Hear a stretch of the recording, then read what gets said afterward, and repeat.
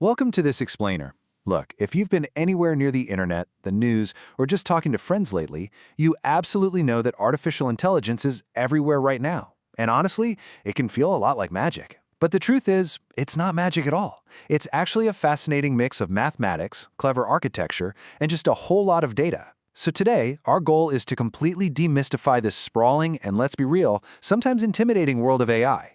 We're going to break it down into a super clear, digestible roadmap. We'll take you all the way from the abstract concepts of how these systems actually learn, right down to the cutting-edge reality of how they're built and safely deployed in the real world today. We're going to touch on some incredible stuff, including how we actually teach computers to understand human language. Okay, let's dive right in.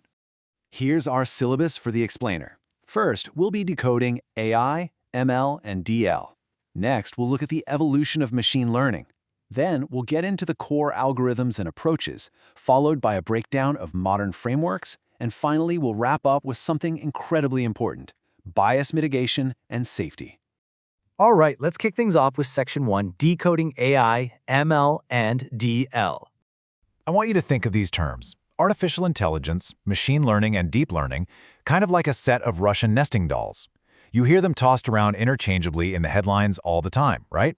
But they actually nest neatly inside one another. Let's look at the outer doll versus the middle doll. Artificial intelligence is the biggest, broadest concept. It's the entire field dedicated to creating systems that can simulate human reasoning, problem-solving, or perception. This even includes older, rigid, rule-based systems. But machine learning? That's the subset inside AI, and it completely flips the script. Instead of humans having to sit down and explicitly program every single rule for every possible scenario, machine learning feeds the machine data and just lets it learn the rules autonomously. It's literally the difference between handing a computer a recipe to bake a cake versus handing it 1,000 cakes and saying, "Hey, figure out the recipe yourself." Now, based on Google Cloud specifications, we can see how these distinctions break down technically, especially when we open up that innermost doll, deep learning. Machine learning often runs on just standard CPUs. It requires you, the human, to manually engineer and extract features from structured, labeled data. But deep learning? Wow, that is a totally different beast. It uses multi-layered artificial neural networks that are actually inspired by the human brain. It thrives on massive, unstructured datasets and performs automatic feature extraction.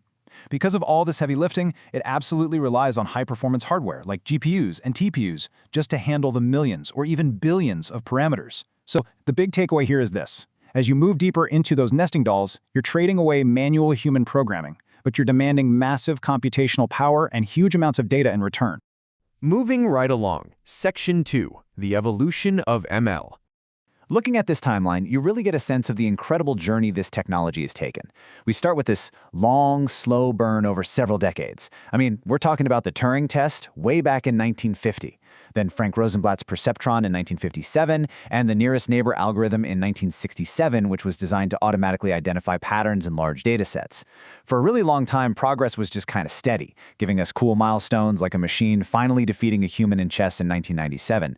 But look at the right side of the timeline. Notice that massive, almost vertical acceleration? In 2017, the transformer architecture was introduced and it completely revolutionized natural language processing. That single breakthrough paved the way for the 2022 explosion of generative AI and ChatGPT, which, by the way, hit 100 million users in just 2 months. It's wild to think about. It was a decades-long slow burn that just suddenly caught fire. Okay, let's get under the hood in Section 3, Core Algorithms and Approaches. At the most fundamental level, we really have two primary approaches to how these machines learn: supervised and unsupervised learning. Supervised learning is exactly like having an answer key.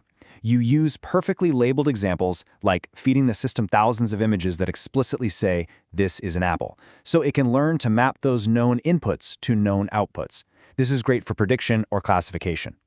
Unsupervised learning, on the other hand, just throws the answer key out the window. You feed it massive amounts of unlabeled, raw data, and the algorithm has to sort it out and discover hidden structures or patterns totally on its own. A classic real-world example is market segmentation, where the system clusters similar consumer behaviors together without anyone ever telling it what the groups are supposed to be beforehand. If we look at Tom Mitchell's foundational textbook, we find this awesome concept of aversion space. It basically shows how machine learning algorithms rigorously narrow down their hypotheses. Imagine the algorithm setting up a really wide, general boundary of possibilities, and then a tight, specific boundary based on the training data. As it eats up more and more examples, it systematically eliminates incorrect hypotheses. It shrinks that version space down, closer and closer, until it zeroes in on the single most accurate model. It's essentially playing the ultimate, highly logical game of process of elimination. Now, how do we apply these algorithms to something as messy and complex as human language? This is the core of natural language processing, or NLP. Say we want a computer to figure out if an email is spam, or if a news article is actually relevant to you. We literally have to turn human language into pure mathematics. To do this, we use approaches like the Naive-Bayes algorithm for text classification. Naive-Bayes tackles this by estimating the probability of specific words popping up across thousands of terms. It assumes the probability of a word occurring is totally independent of its position in the sentence. It sounds a little crazy, but it works incredibly well. We are quite literally calculating human language to teach computers how to understand us. Let's bring this into the present day. Section 4, Modern Frameworks in 2026.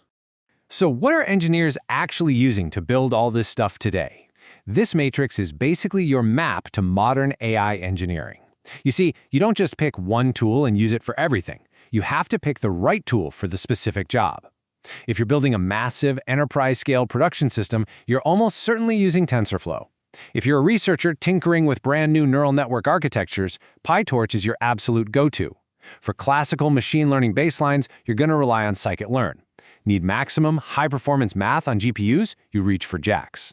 And crucially, if you're working on natural language processing, building large language models and teaching computers to understand text, Hugging Face is the superstar. It has become the indispensable bridge between cutting-edge research and practical product integration. Knowing this toolkit inside and out is exactly what separates a novice from a true expert today. Finally, we have to talk about responsibility. Section 5, bias mitigation and safety. One major issue we run into out in the real world is something called concept drift. This happens when the relationship between the input data and the actual target outcome shifts over time. Think about it. If you had a machine learning model trained to predict shopping behavior perfectly in 2019, that same model would be completely broken by 2021, right? Human behavior changed drastically. If these models aren't actively managed, constantly monitored, and regularly retrained, they naturally degrade in the real world. They lose their accuracy, and even worse, they can start making skewed, unreliable predictions.